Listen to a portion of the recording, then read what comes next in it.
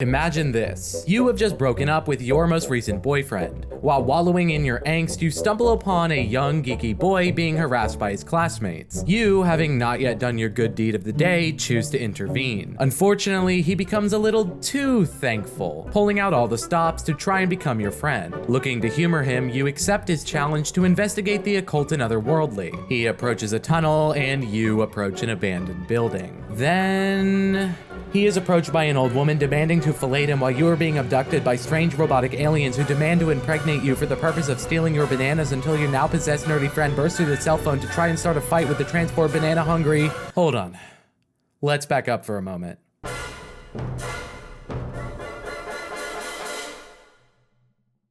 So for the past couple days, I've noticed something pop up on my feed more than once. These bizarre, detached, surreal images that are certainly interesting to look at, but don't really seem like they're from the same manga. I've seen dark, grunge-looking monsters, strange robotic things that look like that one SpongeBob from the episode where he becomes normal, and quotes that, well, look like this. And honestly, it got to the point where I was experiencing one of those things where I think it may have been from a dream, but honestly, you're not totally sure. In most of these posts, people wouldn't even say what the manga was from until I finally actually saw the title, Dandadan. For the most part, people were referring to Dandadan as that manga that Fujimoto recommended or that manga by Fujimoto's assistant. Tatsuki Fujimoto is most known nowadays as the mangaka behind the massive breakout hit Chainsaw Man, as well as the cult classic Fire Punch. He's known as a strange author whose insanity has wormed its way into the mainstream to the point of Chainsaw Man making it into the New York Times best-selling graphic novel list, an accolade most often reserved for popular battle shonen such as My Hero Academia. However, Fujimoto is not the mangaka behind Dandadan. That would be Yokinobu Tatsu. Tatsu's moniker as Fujimoto's assistant is certainly informative, but honestly quite dismissive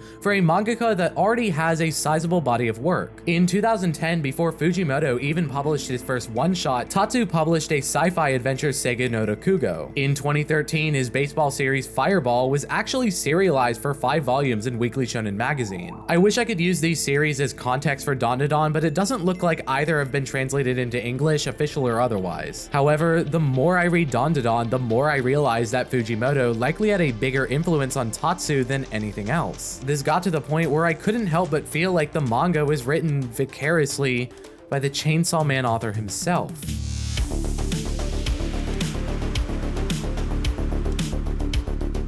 Tatsuki Fujimoto is a relatively young author onto the scene, but has quickly made a name for himself for his surrealist character-driven manga. At the young age of 17, he was able to publish his first one-shot, Niwa. Hold on. Niwa tori ga ita. This roughly translates to there were 2 chickens in the garden. This short story is able to quickly demonstrate Fujimoto's style for the strange. The manga takes place in the distant future of 2019, where a war between humanity and aliens have taken place. The aliens were of course significantly more powerful than humans, and therefore our 2 protagonists, Yuto and Ami, have donned giant chicken outfits to try and blend in with the aliens, who they believe are only interested in eating humans. There's a twist at the end of this one shot that I won't spoil, but I think that that weird chicken manga demonstrates Fujimoto's approach towards storytelling more concisely than Chainsaw Man or Fire Punch could. In this short story, we see 2 of Fujimoto's most utilized strategies take center stage: character-focused writing supported by freeform surrealism. In this story, rather than focus on the explorable premise of aliens taking over the planet, each page is dedicated to understanding the relationship between Ami and Yuto. The aliens, ironically, exist as a mere backdrop to tell their story. As us, the audience, understand that they are hiding among us, the aliens primarily discuss their desire for chicken, as well as their hunger for humans like Ami and Yuto in particular. It is not inherently good or bad for world building to support the characters or vice versa, but Fujimoto clearly prefers to utilize his insane creations to tell a closer, more individualized story. Chainsaw Man, while filled with devils, demons, and disastrous creatures, zeroes in on the relationship between its 4 characters. In particular, it's a story about the struggles and growth of Denji, the protagonist, with the rest of the cast being defined by their relationship to him. This brings us to the second aspect of Fujimoto's stories, which is, well, all of this. Nearly everything he writes has monsters, demons, and other Lovecraftian monstrosities that rarely act in accordance with our expectations. I don't think it would be accurate to call this surrealism, but it certainly incorporates a lot of surrealist aspects. The universe in which we are thrown is insane, nonsensical, surreal, and confusing. But to Fujimoto, this is not any of his concern because of the first strategy. The people in the worlds that he imagined have no interest in exploring what they live with, unlike a traditional shonen. The power systems, whatever Fujimoto feels like. The rules governing monsters, whatever looks cool. The world is our character's world, whether we accept it or not. They are just another person living in it. Fujimoto has no intention of making us more comfortable. His focus is on writing the story of these few characters who call this universe home. And because the story is focused on these characters, the world can simply morph and transform to fit their narrative. Oddly enough, this allows for Fujimoto's worlds to seem more natural, as we are just urged to accept it early on. In this story, the aliens showing a sudden and random craving for chicken may seem contradictory to their human devouring foundation, but it gets us closer to Ami and Yuta, which is always Fujimoto's intention. In all the ways to speak to the human conditions and the relationships that it governs, a man of fire, a teenager who turns into a chainsaw, and man-eating aliens that dress in sailor outfits may seem like the last option, but Fujimoto makes it work. I want you to keep in mind Fujimoto's approach of writing stories about relationships between small groups of humans, as well as the fantastical surrealist elements that surround these characters, because you're going to see it again and again and again as we look at Dandadan. Ayase is a high school girl, driven by a singular goal: find her dream boy that is stern, stoic, yet awkward like Ken Takakura, famous Japanese actor. She's cycled through multiple guys in her search for this mythical man, drawing the ire of people around her. On her way from her latest male foray, she notices a young boy being bullied from his seat. In an act of generosity, she comes to his defense and strikes up a conversation. The boy and Ayase seem diametrically opposed. He is a UFO otaku, obsessed with aliens, conspiracies, and government secrets, and found making friends difficult because of these interests. His one and only desire is to meet someone that'll accept him for who he is, and he doesn't believe in ghosts. She is the granddaughter of a spirit medium who taught her a set of rituals for defending herself from evil ghosts. For this, she found herself bullied and even lost the boy that she liked. She finds herself conflicted as to whether she hates her grandmother or the people that couldn't accept her upbringing, and she doesn't believe in UFOs. They come to a head and in their friendly, heated argument design a challenge. Ayase will visit an area known for its UFO sightings, and the boy one known for ghost sightings. And then it begins. I hate this term being thrown around in surrealist media, but quite honestly, it fits here like a glove. Fever dream. Up until now, we've been presented with two characters, each with crystal clear problems and motivations. Our focus is on the relationship between these two people, and there's nothing between us and them. If you stopped writing right here, you might describe Dandadan as a comedy, slice of life, or even romantic comedy about these two high schoolers. But that wouldn't be very much fun, now would it? Explaining the following 24 pages in a simple summary would do absolutely no justice to this masterpiece put to paper. So instead, I'll just list off a subset of what occurs. The boy encounters an evil spirit that demands his penis while chasing him down. Ayase is captured by robotic aliens from the planet Serpo and stripped bare. The boy has his genitals stolen, causing him to be possessed by the granny. Ayase is nearly impregnated by the aliens, declaring they wish to extract her womb and bananas, no, I did not misspeak here, to procreate their species. The possessed boy emerges from the cell phone and attacks the aliens, and Ayase awakens telekinetic powers. You may at this point have a number of questions for me, and I would have but one answer. Honestly, I don't know.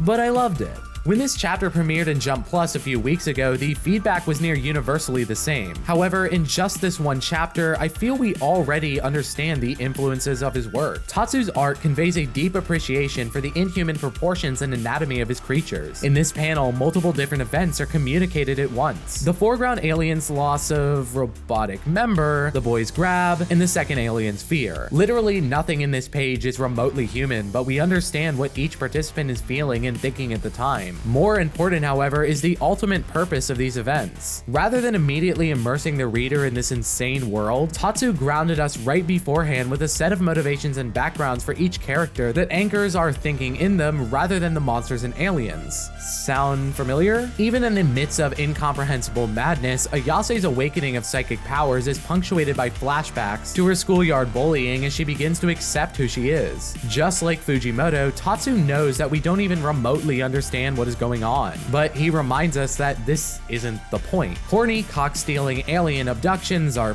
interesting to say the least, but they merely exist as a background for the revelation that this character has. This is further demonstrated during the big reveal at the end of the chapter as Ayase and the boy grow closer. One of the boy's defining character traits is his continued submissiveness, an inability to look others in the eye. This often results in a self-deprecating, pitiful attitude in his relationships to others, one that Ayase is constantly at odds with in both this and future chapters. And this comes to a head at the end of the first chapter when the boy says the famous line from Ayase's childhood idol Takakura-ken, "I'm an awkward guy," and finally reveals his name, Takakura-ken.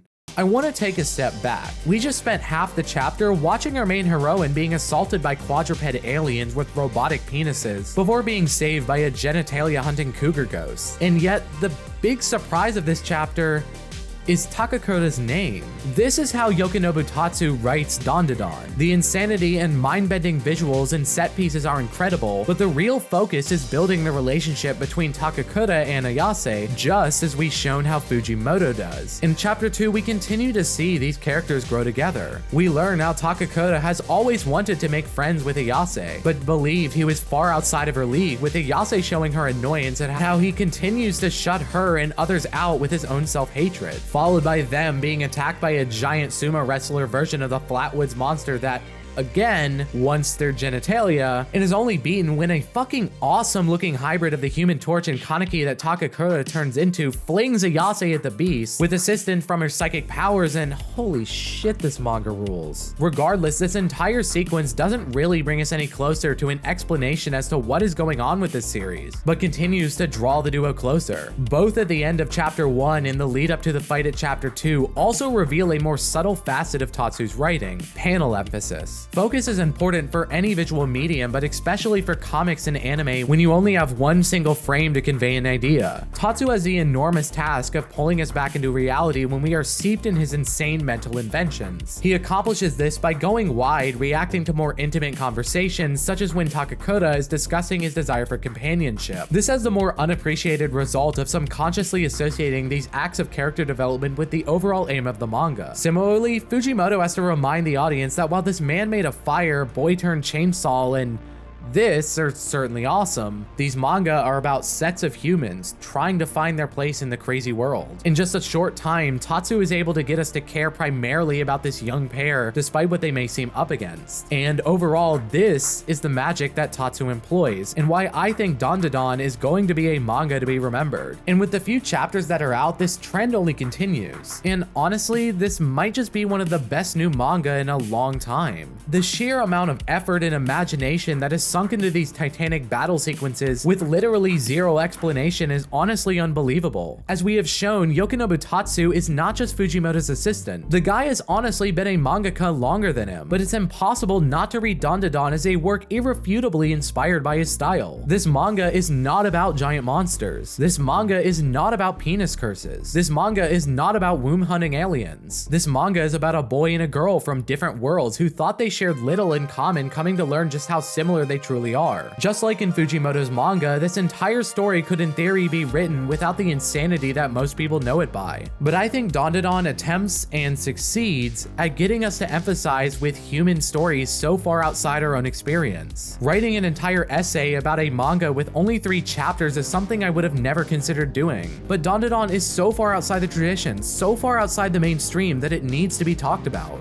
Just like Chainsaw Man, with its disregard for the rules for writing about emotion and relationship, became a smash hit to nobody's expectations, I feel as if Dandadan is poised to do the same. Right now, the series is published on Jump Plus with no word on an official Viz translation. You can find a fan translation of each chapter if you search Reddit or Twitter, but I imagine Viz will bring it to us soon. And when they do, I really hope you read it. Thanks everyone so much for watching. I'll see you guys next time. Peace.